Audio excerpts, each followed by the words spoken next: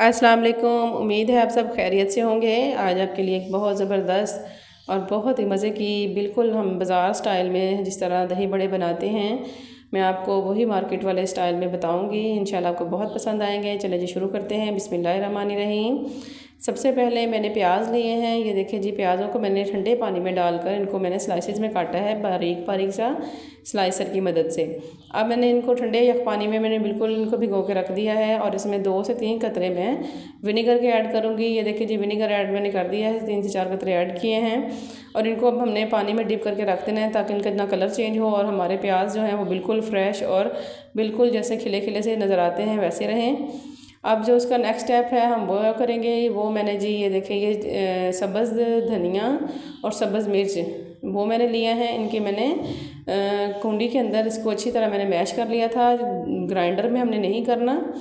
अब इस तरह से ये जो टेस्ट आता है वो बहुत मज़े का आता है और देसी जो स्टाइल हमने छोड़ दिए हैं वही जो असल टेस्ट उन्हीं में था। अब ये देखिए, इसको मैंने इस तरह करके ये तकरीबन इतना सा मैंने इसको पतला कर लेना है।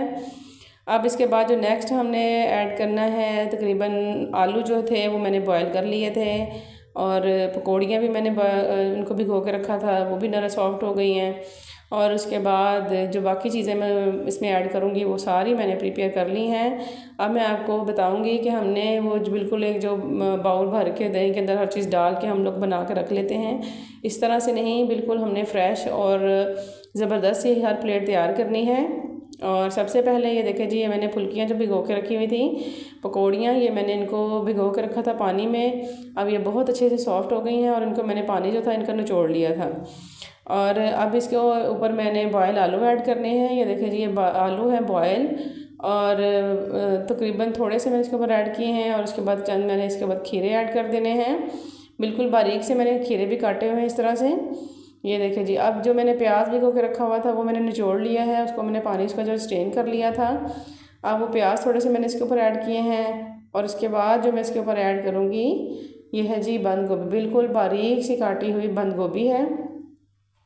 बंद गोभी ऐड करने के बाद अब इसके ऊपर कुछ मैं टमाटर ऐड कर दूँगी। ये देखिए जी, टमाटर मैंने ऐड कर दिए हैं और टमाटर ऐड करने के बाद ये देखिए कितना ज़बरदस्त और ख़ूबसूरत सा हमारा ये लुक नज़र आ रहा है। बहुत ही ये मज़ेदार और बहुत ही टेस्टी दही बड़े बनकर तैयार होते हैं। आप इसको एक दफ़ा ज़रूर ट्राई कीजिएगा और मेरे वीडियो को आप एंड तक देखा करें और मेरे चैनल को लाइक, सब्सक्राइब और शेयर ज़रूर कीजिएगा। और इसके बाद ये देखिए जी, ये मैंने इसके ऊपर प्लेन बिल्कुल दही के अंदर मैंने कुछ भी ऐड नहीं किया, सिंपल मैंने प्लेन दही ऐड डाला है। उसमें थोड़ा सा सिर्फ मैंने नमक ऐड किया था, हल्का सा बिल्कुल नमक ऐड करने के बाद ये जो चटनी मैंने बनाई थी यह हम इसके ऊपर ऐड करेंगे इस तरह से।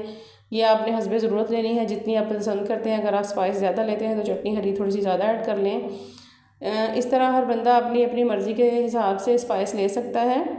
अब इसके ऊपर मैंने चाट मसाला ऐड कर देना है। ये देखिए जी, ये चाट मसाला मैंने डाल दिया है इसके ऊपर और चाट मसाला अपने हस्बे ज़रूरत लेना है, जितना आपको मतलब स्पाइस अच्छा लगता है।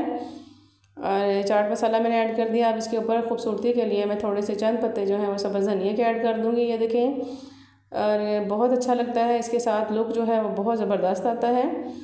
ये मैंने देखिए जी सब्ज़ धनिया इसके ऊपर ऐड कर दिया है। अब हमारे जो दही बड़े हैं जो तकरीबन तैयार हो चुके हैं।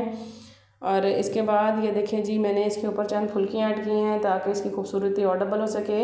हमारी ये फुल प्लेट तैयार है और आप इसको बड़े अच्छे तरीके से रमज़ान में इंजॉय कर सकते हैं। उम्मीद है आपको मेरी आज की ये रेसिपी बहुत पसंद आई होगी। इसी तरह की किसी नई रेसिपी फिर हाजिर होंगे। अल्लाह हाफिज़।